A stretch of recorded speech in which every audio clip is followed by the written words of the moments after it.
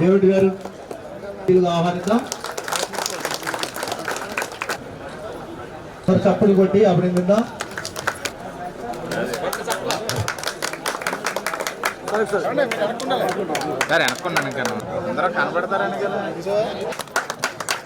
ఆగర్ నాయకులు అందరండి ఆగండి ఒకసారి అండి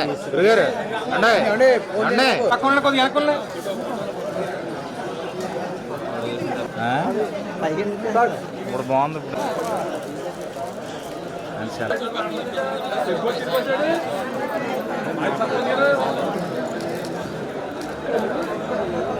వెనక్కి వెళ్ళిపోతే ఏం పడతారా?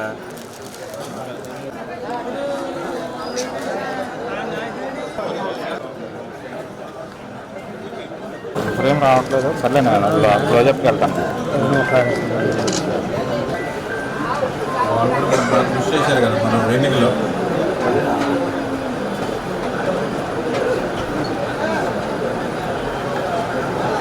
మన పాలకొల్లు మండలం కొత్తపేట, ఆగర్రు, వెలివెల, గోరింతాడ, వాలమర్రు, శివదేవన్ చిక్కాల, చందపర్రు గ్రామాలకు సంబంధించినటువంటి సర్పంచులు ఈరోజు తెలుగుదేశం పార్టీలో చేరేటటువంటి సందర్భంగా వారందరికీ కూడా ముందుగా హృదయపూర్వకమైనటువంటి అభినందనలు తెలియజేసుకుంటూ ఉన్నాం.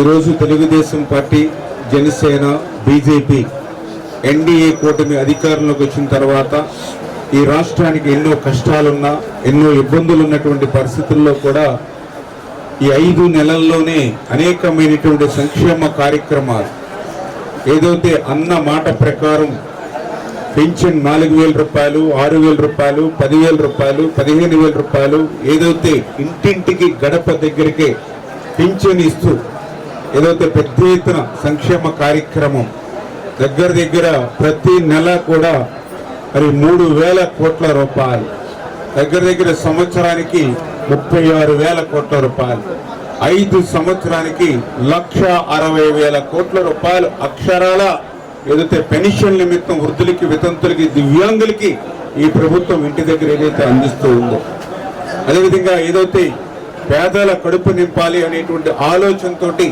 గత ప్రభుత్వం అన్నా క్యాంటీన్లు రద్దు చేస్తే మళ్ళీ 200 అన్నా క్యాంటీన్ని వీళ్ళ ఆంధ్రప్రదేశ్ రాష్ట్ర వ్యాప్తంగా ఏదైతే మళ్ళీ ప్రారంభించి పేదవాడి కడుపు నింపేటువంటి కార్యక్రమం ఏదైతే ఈ ప్రభుత్వం తీసుకుందో, యువతకు ఉద్యోగ అవకాశాలు ఇవ్వాలనేటువంటి ఆలోచనతో గత ప్రభుత్వం ప్రతి జనవరిలోనూ జాబ్ క్యాలెండర్ అన్నారు, ప్రతి సంవత్సరము కూడా డిఎస్సి అన్నారు, మెగా డిఎస్సి అన్నారు. కానీ 5 సంవత్సరాల్లో జాబ్ క్యాలెండర్ ఊసే లేదు, డిఎస్సి ఊసే లేదు.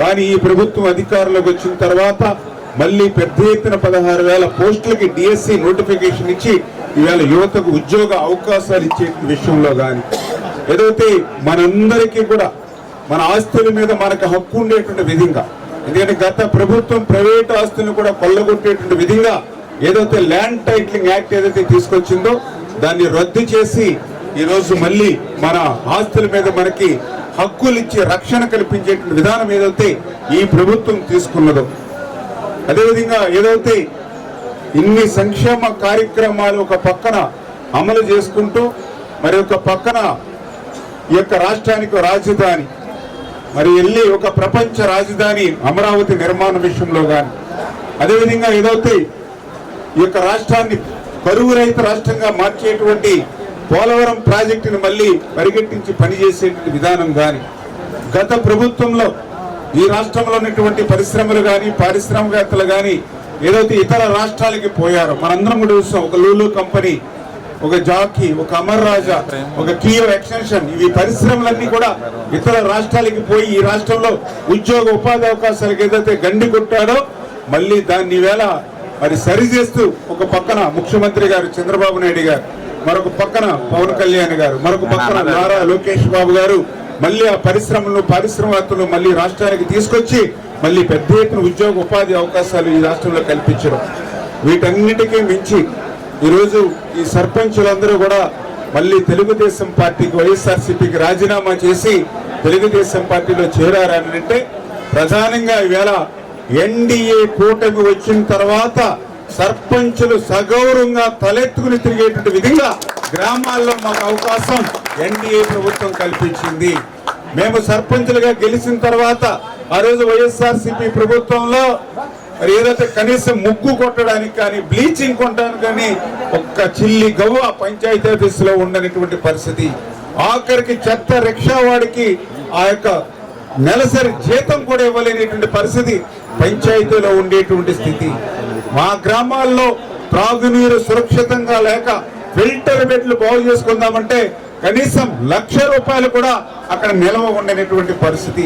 పంచాయతీలకి నేరుగా కేంద్ర ప్రభుత్వం నిధులిస్తే ఆ నిధులను కూడా జగన్మోహన్ రెడ్డి డైవర్ట్ చేసేసి మరి ఆ నిధులను కూడా పక్కదో పట్టించినటువంటి పరిస్థితుల్లో ఆత్మ గౌరవం లేకుండా ఆ రోజు గ్రామ సర్పంచులుగా మేము ఉన్నాం.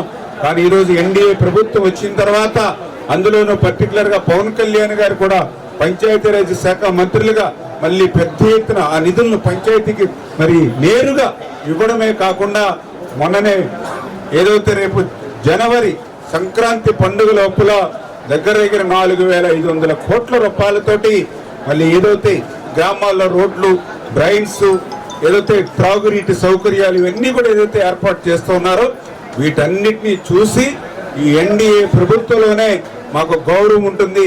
పూజ్య బాబు